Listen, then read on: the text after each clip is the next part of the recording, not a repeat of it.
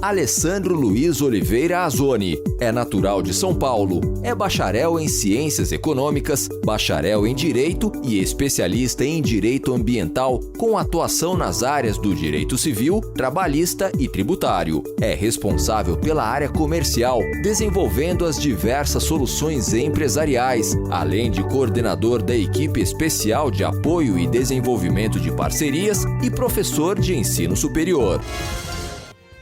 Exato. Aí você vai lá no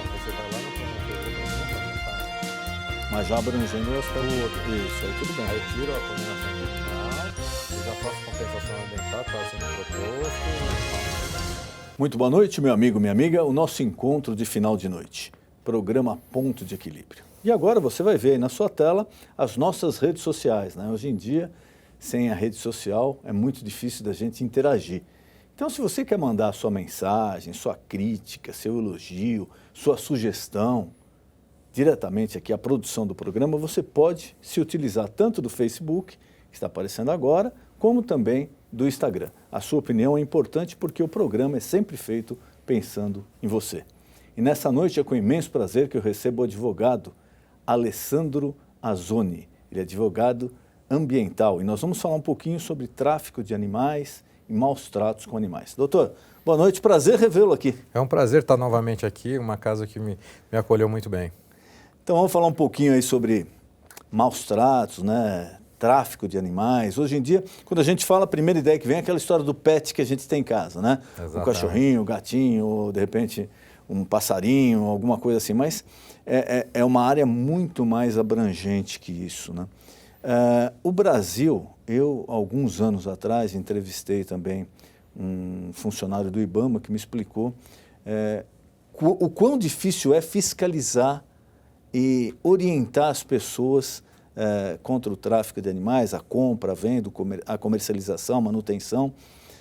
O Brasil, nesses anos, o direito evoluiu, mas nós evoluímos assim juntamente com o direito nessa área? Não, infelizmente não. Ainda a pena é muito baixa para a questão de tráfico de animais, que ela não chega, como ela é inferior a 2 anos, então praticamente sempre é uma transação penal, que a gente, ou seja, para você que não entende que é uma transação penal, é um acordo para você não cumprir a pena. Então, quer dizer, no popular, não dá cadeia. Não né? dá cadeia, exatamente. Então, a não ser que seja um costumaz que já esteja habituado a fazer isso, ele já tem uma reincidência e você fica mais fácil. Mas realmente é uma desinformação. Nós temos uma captação muito grande naquela região norte, nordeste, a própria centro-oeste, e o mercado consumidor é a sul e a sudeste. Então, mas quando a gente fala do tráfico, qual o animal mais visado? Qual que tem a mais... Porque é lógico, como todo tráfico, o traficante ele procura aquilo que tem uma maior procura por parte do consumidor, né? Ele vai atrás daquilo que tem uma procura maior, tanto para vender mais rápido, como também para o preço subir. Qual o animal mais visado? Os pássaros, geralmente são papagaios, periquitos, da fauna. Então, é importante que você sempre, quando for comprar um animal desse, que ele não seja da fauna brasileira, né? Porque quando você tira ele do seu habitat, tirou do seu habitat já é considerado tráfico. E esses pássaros, geralmente, eles são, por ser exóticos, as cores exóticas brasileiras, elas são, chamam muita atenção para os criadores, pessoas que criam por hobby, ou colecionadores, ou aquelas pessoas, para até pequenos zoológicos privados, então acaba tendo esse comércio. Então, são os pássaros, em geral, por causa do canto também, então acaba tendo muito. Depois aí vai para as tartarugas e os répteis em geral, mas mais para as tartarugas. Está começando também a questão das cobras e, por incrível que pareça, borboletas. Borboletas. Porque elas são traficadas para fazer ornamentos ou quadros, essas coisas, é uma judiação. E a pessoa, então, hoje, vamos perante a legislação brasileira, vamos supor, eu sou uma pessoa que eu resolvi ter um passarinho em casa, uma ave, eu moro aqui na cidade de São Paulo, vou ter na minha casa isso daí. É possível ainda ter? Como é possível? Quais as restrições? Como eu devo proceder? Quais os cuidados que eu tenho que tomar? Primeiramente assim, se você comprar um animal da fauna silvestre, vamos dizer assim, você comprou um papagaio e a pessoa fala, mas ele não é regularizado, mas você pode regularizar? Não pode. Na legislação... Quer dizer, ou compra já regularizado, ou senão você nunca vai regularizar. Como que é regularizado? Existem criadouros autorizados pelos órgãos ambientais, pelo IBAMA, que certificam a procedência, fiscalizam essa questão das aves, dos répteis, colocam os microchips, são catalogados. Então, são animais que têm, mesmo sendo da fauna silvestre, mas são criados em cativeiros, com autorização do órgão ambiental. Esse você pode comprar, mas lembre-se que quando você compra, você tem que ter a nota fiscal de origem, né? Isso que eu perguntei. Quais os documentos que a pessoa tem que exigir a na nota hora? fiscal de quem está te vendendo, porque ele é a comprovação da origem do animal que você está comprando. Não adianta você pegar um animal chipado, bonitinho, você leva para sua casa, cadê o documento? É a nota fiscal, porque lá tem um número de registro do criador, ele transferindo, até pode fazer uma transferência por escrito na nota do próprio proprietário que ele tinha para você, então você acaba tendo essa garantia na nota fiscal. E toda vez que você for transportar seu animal silvestre, que seja da nossa fauna, ande com a guia, porque com essa nota fiscal. Porque senão você vai estar incorrendo um animal sem registro, aí é crime. Você pode até estar viajando, de repente você mora aqui na capital, vai para o litoral, para o interior e resolve levar o pássaro com você no carro, alguma coisa. Tem que levar o comprovante. Tem que porque levar a autoridade não tem como saber, né? Não, se você para na estrada, alguém pede documento... mas está anilhado. Como que você vai... Anilhado é aquela pulseirinha que fica na patinha do passarinho, aquela anilha tem um número que está na sua nota fiscal. Então, como que o policial vai poder verificar a autenticidade? Ele vai ter que pegar a nota fiscal, bater com a anilha para dizer, não, ok, esse animal é autorizado, você tem essa garantia. Senão você vai ter o animal apreendido, você vai ser autuado como crime ambiental de tráfico de animais, de animais silvestres, e ainda você vai responder penalmente, e ainda tomar uma multa, ainda nesse sentido. Então, olha, todo cuidado é pouco. Se você resolveu, tome as cautelas, exija do vendedor os documentos, não dizendo, depois eu te mando, não isso não precisa, não. Tem que exigir da pessoa, porque também depois que saiu de lá... Não, até na saída. Você comprou lá seu pássaro, ou comprou sua tartaruga, o animal que você comprou, você saiu da loja, você está na esquina, se a polícia parar você e você não tiver o documento comprobatório, você vai ser autuado. Doutor, agora mais essa parte de pets aqui, principalmente nos grandes centros, né? Nas grandes capitais, parece que está cada vez mais usual, mais frequente as pessoas quererem ter um pet, um cachorro, um gato em casa, para a companhia, para o filho, etc. Quer ter um animalzinho em casa. Houve uma discussão aí, até um tempo atrás, aí, sobre essas lojas que vendem filhotes, em shoppings ou em rua mesmo, que vendem filhotes. E houve uma discussão muito séria, né? Porque parece que estava sendo feita a captação desses filhotes de uma forma abusiva, agressiva. Como ficou esse mercado e como está a legislação hoje? Se a pessoa, vamos agora no caso do pet, quer comprar um cachorro, quer comprar um filhote de cachorro, um filhote de gato, quais os cuidados e onde ela deve ir?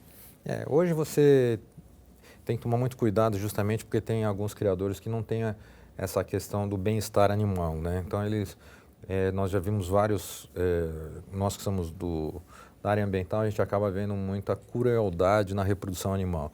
Então você vê fêmeas que ficam em estados assim deploráveis só pela repetição Eu vi umas imagens na internet, lógico que tudo da internet a gente tem que tomar cuidado também, porque nem tudo que está lá é real, né? Mas eu vi imagens aí de um criador que a polícia invadiu ali, teve que tomar as providências das fêmeas amarradas. Não, é uma judiação, vamos dizer assim, chega a ser uma prostituição do próprio animal, sabe? Ele faz de uma maneira exaustiva, até para provocar o cio novamente, para provocar que ela tenha Em vez de ela ter 2 crias, 3 crias duas crias no ano, ele provoca a antecipar o cio para ter mais uma cria. Então, sobrecarrega o animal, não tem como se recuperar, pois o interesse dele qual é? É vender os filhotes. Exato. Então, quando você quiser comprar um animal, veja a procedência, pesquise. Essa questão das lojas de pet eram consideradas como... existe uma segmentação que como se fosse maus tratos, porque como ele fica exposto como se fosse um produto, Exato. então Na você vitrine, ali, né? fica naquela vitrininha como se fosse um brinquedo. Então, e um pet não é um brinquedo, ele não pode ser, ele existe uma responsabilidade em cima dele. Gostei, não, faz cocô, faz xixi, tem veterinário, não quero mais saber, vou soltar na rua. Não pode, você é responsável. Você tem que ter essa responsabilidade de cuidar do seu pet. Então, a questão justamente dessa postura de você não colocar em vitrine para tirar lógico, da questão dos maus tratos, de ficar exposto num vidro, num espaço tão compacto e não transformar aquilo como uma mercadoria. Então você não vai, não fica exposto, de repente eu passo, achei bonitinho, eu levo. Você tem que lembrar que esse animal ele vai crescer, ele vai ter que comer. Tem vida, né? Não é um brinquedo. Não é aquele brinquedinho que você põe ali. Não gosto mais, vou jogar dentro do armário, trancar. Exatamente. Brinquedo, vai lá, eu vou dar uma para o meu filho porque ele gosta de um animalzinho. A criança vai lá, brinca. Aí o cachorro não está mais, deixa ou solta na rua. Então, esse é um outro problema que a gente tem notado. Eu fiquei algum tempo atrás no estado do Paraná e lá eles mudaram a legislação até de uma forma um tanto quanto pesada, porque estava acontecendo exatamente isso. Como muitos criadores não estavam regulamentados, eles colocavam no mercado a qualquer preço e a pessoa também comprava sem saber se queria ou não ficar com o animal. E o animal, de repente, era abandonado na rua. E lá, como houve uma mudança na lei, não estavam mais executando, não estavam tirando da rua, não estavam matando. E não estavam castrando também. Então, houve uma proliferação de cachorro de rua. Essa questão ainda da zoonose, né, que é municipal, ela é mais complexa, porque a castração ela requer um investimento do próprio município, recolher os animais, dar o tratamento e colocar Então, geralmente, quem acaba fazendo isso são as ONGs que acabam fazendo esse trabalho, ou determinado político que está envolvido nessa ação. A zoonose, ela tenta, mas é um braço... você pega cidades como São Paulo, por exemplo, a questão dos animais abandonados é muito grande. Eu acredito que a legislação ela podia apertar mais nesse sentido da responsabilidade da pessoa que compra. Exato. Na hora que você está comprando, você tem que ter um termo de compromisso e o animal, o gato, o cachorro, o que seja, ele tem que ter tipo um RGzinho que a responsabilidade é tua. E se esse animal for encontrado na rua, você responde criminalmente por ele.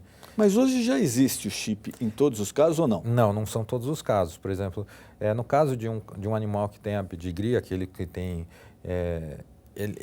para você ter esse registro do pedigree, ele não é tão simples. Você tem que estar...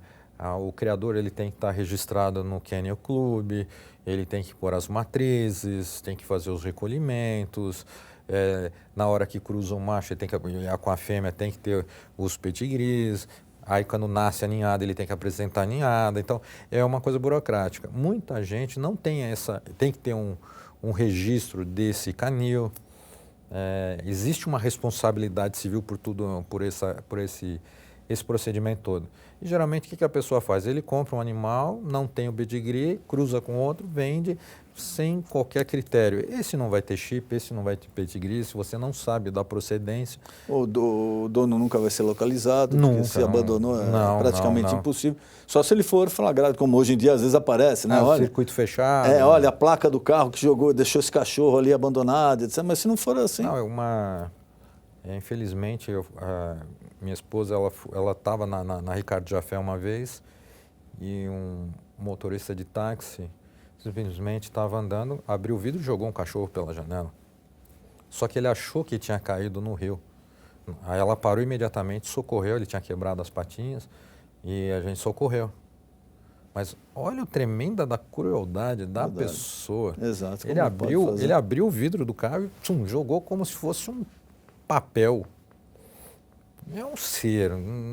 Lógico. Não, é uma pessoa que não está preparada para ser animal. Não. Uma pessoa dessa, como que a gente pode...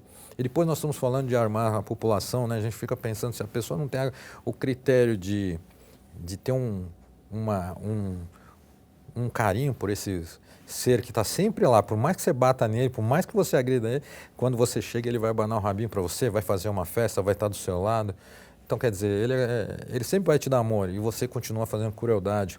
Não eu vi um outro caso, que estava inclusive na veterinária, onde eu levo os meus animais, que ela resgatou uma labradora que o dono tinha o hábito de dar choques elétricos na cachorra. Agora... E qual a penalidade, doutor? Hoje, na legislação brasileira, qual a penalidade, se for comprovado, constatada essa violência contra o animal? Infelizmente, 6 meses, 1 ano. Infelizmente, ela é baixa ainda.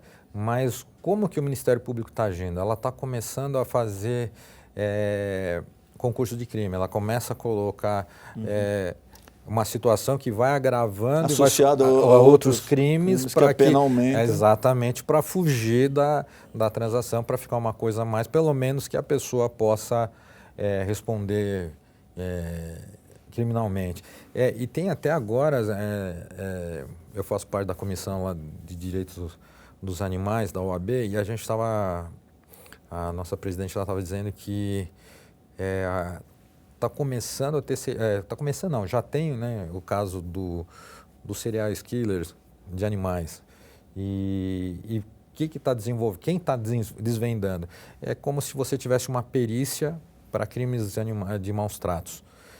Teve recentemente um caso que a pessoa, ela simplesmente usava um determinado remédio para sedar o animal ficava vivo, mas sedado, e ela introduzia uma seringa no coração e extraía o sangue do animal todinho.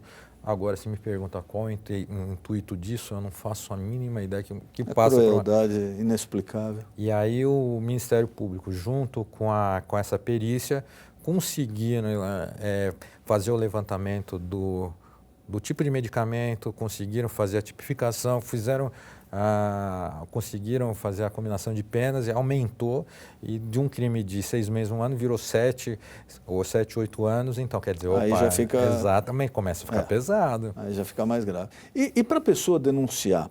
Eu pergunto isso porque eu soube recentemente de um caso, até de uma senhora preocupada porque o vizinho cometia violências contra os animais dele mesmo, 2 ou 3 cachorros que ele tinha em casa. E ela, muito preocupada com isso, foi procurar uma ONG e acabou resolvendo. Mas para a pessoa que presencia, ou que sabe, por ser vizinho ou por ser próximo de violência com animais, qual o caminho que ela deve adotar? Bom, vamos dizer assim, aqui em São Paulo, no estado de São Paulo, a gente tem a Delegacia de Proteção Animal, que ela é uma delegacia digital, você pode fazer a denúncia online, que praticamente, se você tiver fotos, alguma coisa que comprove, fica até mais fácil para a elucidação.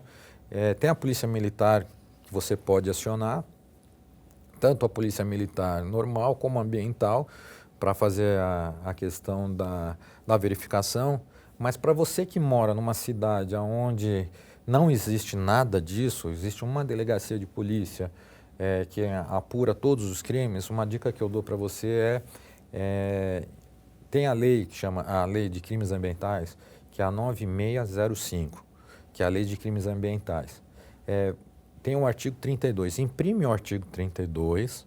Então vamos lá, é a lei número 9605. 9605. Isso você pode até pegar na internet. Isso, exatamente. No seu artigo 32. No seu artigo 32, imprime ele ou anota e leva para o policial local, porque não é má vontade da polícia. É que às vezes ele não sabe como lidar e ele não sabe que aquilo é uma tipificação criminosa. Exatamente. Nós estamos falando de regiões que é uma coisa tão fora da realidade deles que ele não sabe. Ele fala, não, isso aqui não tem como fazer. Aí você leva, ele vai ver que existe a tipificação e ele pode fazer assim a instauração do inquérito. Mas lembrando que quando você faz uma denúncia na delegacia, você passa a ser o autor dessa denúncia. Então você vai acompanhar. Quando você faz se você não quiser aparecer nesse momento, você pode procurar o Ministério Público, que tem a questão do Ministério Público, eles têm os promotores especializados em questões de meio ambiente, que podem fazer essa tratativa e eles podem já fazer acionar, eles podem ser os autores das ações. E às vezes a pessoa pergunta, mas Ministério Público, eu não sei onde é que é. Em cidades menores, né, interior, cidades pequenas, normalmente funciona no próprio fórum da cidade. Exatamente. Então você chega lá e fala que você precisa falar com o representante do Ministério Público e você leva esses documentos. Foto, né? leva uma filmagem. Hoje com o celular você consegue fazer muito registro. Se você vê alguém fazendo crueldade, por exemplo, se você fala assim, mas era um menor de idade, a polícia não pode fazer nada. Pode, tem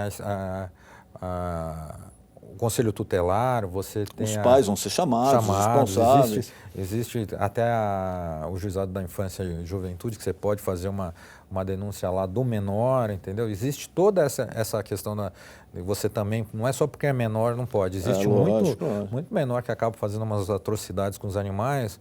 É uma brincadeira de criança, mas é uma atrocidade. E para o animal abandonado, o cachorro ou o gato que foi abandonado na rua, não teve como identificar, porque não tem chip, não tem nenhuma informação do animal. O que está acontecendo, por exemplo, na cidade de São Paulo? Qual o procedimento da Prefeitura de São Paulo, se ela prende esse animal? A Prefeitura ela não tem mais a eutanásia, isso não tem mais, eles são levados para controle de zoonose, eles ficam ali esperando uma adoção, existe isso. Tem muitas ONGs que acabam assumindo a responsabilidade como cuidadores de apreensão de animais, eles tentam encaminhar, eles fazem é um trabalho muito bonito. Eles pegam o animal, ficam cuidando dos animais, até que alguém venha adotar esse animal. Então, eu vi uma reportagem de um casal que dirigiu, acho que 5 horas, só para adotar um animal, só porque na foto que apareceu o animal estava com o rosto tão triste que eles pegaram e foram adotar por causa da tristeza desse animal. É o que a gente fala, que a gente estava falando. Na hora que você for comprar um animal, não pensa naquele momento, porque ele está bonitinho, Exato. Ele está simpáticozinho, ele vai crescer, ele vai envelhecer. Eu falo isso porque... Você vai ter que dar todos os cuidados para ele. Exatamente. E a vida útil do animal vai depender muito do cuidado que você dá. Mas eles vivem em média de 12, 13, bem cuidadinho, 15 anos. Mas ele chega a ficar igual ele fica velhinho, ele fica cego, perde os dentes. Começa a ter dificuldade em se locomover. Fica com problema de pele, fica fedidinho. Não é por isso que você vai, não quero mais. Poxa, ele não foi aquele animal que cresceu com você, não foi ele que ficou com você nos momentos de alegria. Agora, no finalzinho da vida, você quer se desfazer dele porque dá trabalho, porque ele não está mais bonitinho, porque ele está cheirando ruim. Você também vai chegar numa fase que imaginou se seus filhos fazem isso com você quando você ficar mais velho. Você ficou... você não anda mais, você me dá trabalho, está usando farda, vou te jogar na rua. Esses cuidados, às vezes, a pessoa ela não pensa muito na hora. Mas entre a compra e a adoção, é o que eu sempre falo, se você tem possibilidade, se você resolveu ter um animal, por que não a adoção? Mas é que eu quero um filhotinho, eu quero um... Você vai encontrar animais dóceis. Exatamente. Procurando adoção. Exatamente. E a adoção ela é uma situação muito legal, porque no momento que você vai adotar, você já preenche a ficha, então você já assina o termo de responsabilidade por aquele animal. Então, quer dizer, existe uma segurança de que aquele animal não vai ser colocado na rua novamente. E às vezes esse animal ele pode te dar um carinho tão grande quanto um pequeno que você está comprando. E você desestimular um pouco esse mercado. Porque por mais controle que exista, é lógico, tem casos aí de filhotes de R$2.000, R$3.000, um filhote, R$4.000. Quer dizer, por mais fiscalização que exista, é lógico que as pessoas querem vender mais, porque vão ganhar mais dinheiro. Não estou querendo dizer... a livre iniciativa está na nossa Constituição, é para todos. Você pode montar qualquer atividade econômica desde que você siga os princípios norteadores. Um deles é a proteção do meio ambiente, que envolve os animais. Então, é importante que você possa fazer uma criação extensiva para fazer um comércio desse animal, mas com muito carinho, com muito amor, sabe? Você pode fazer, mas não transforme isso num objeto de ganhar dinheiro e não achar que aquele ser realmente só está lá para procriar. A pessoa que encontrou um animal na rua abandonado, se ela realmente não tiver condição de ficar com ele, mas encontrou, está com pena do animal, etc., mas não dá, ou porque trabalha, ou porque não tem espaço, ou porque não tem tempo, não pode ficar com o animal. Qual a melhor opção? Seria uma ONG, a prefeitura? Eu indicaria para procurar uma ONG, porque ela pode indicar os cuidadores, mas se você não tiver contato com nenhuma das ONGs, a zoonose, porque a zoonose, bem ou mal, ela não tem como dar um carinho tão grande como uma ONG que vive com isso. As pessoas que fazem parte das ONGs de proteção animal, elas estão lá justamente para evitar os maus tratos, para tentar suprir os maus tratos que aconteceram, né? Então, acho que o carinho é muito maior. Eu procuraria uma ONG. Hoje a gente tem nos aplicativos do celular, você pode colocar as ONGs de proteção animal, ou se você não tiver como procurar, coloca assim, doação de animais, vai te aparecer algumas ONGs, aí você pode falar que você encontrou um determinado animal. É um caminho, né? Mas se você não tiver o controle de zoonoses da cidade. E a pessoa, às vezes, que quer colaborar com essas ONGs, ele não tem um animal, mas ele quer colaborar. Também o caminho seria esse? Sim, você quiser ajudar, ou você pode ajudar fisicamente, sendo um voluntário, ou até recepcionando esses animais até que ele encontre um lar, ou até financeiramente, fazendo uma doação para essa ONG, para que ela possa comprar as rações, contratar as pessoas que trabalham com ela. Esses procedimentos, essas ONGs geralmente elas fazem as prestações de contas, sempre tem essa fiscalização, é importante. Então, eu queria mais uma vez agradecer a sua presença, nosso tempo está acabando, e colocar à sua disposição algum recado que você queira passar ao nosso telespectador, algum tema que eu não perguntei, por favor. Não, eu acho que é só o cuidado para você, telespectador, em adquirir seu animal, principalmente da fauna silvestre. Eu acho que isso me preocupa mais, porque não existe como você regularizar esse animal, e depois que ele está inserido dentro da família e você perder esse animal, faz um mal muito grande. Então, já que você quer inserir um novo animalzinho dentro, faz ele da forma correta, procure as lojas que têm autorização, ou venha com certificado, para você depois não ter um problema. Eu não falo da questão legal, mas mesmo dentro da família, quando você tiver ele extraído do seu leito familiar. Doutor, mais uma vez, obrigado, foi um prazer recebê-lo aqui. Eu que agradeço a oportunidade de mais uma vez estar com vocês aqui. E se você quer assistir novamente esse programa, ou assistir algum outro programa que você perdeu, algum tema que te interessou, você pode acessar, agora está aparecendo aí, o nosso canal, o canal do programa no YouTube. Nesse canal do YouTube você encontra todos os programas já veiculados, desde o primeiro até agora. Ele é atualizado toda semana. O nosso encontro de final de noite, programa Ponto de Equilíbrio. Boa noite.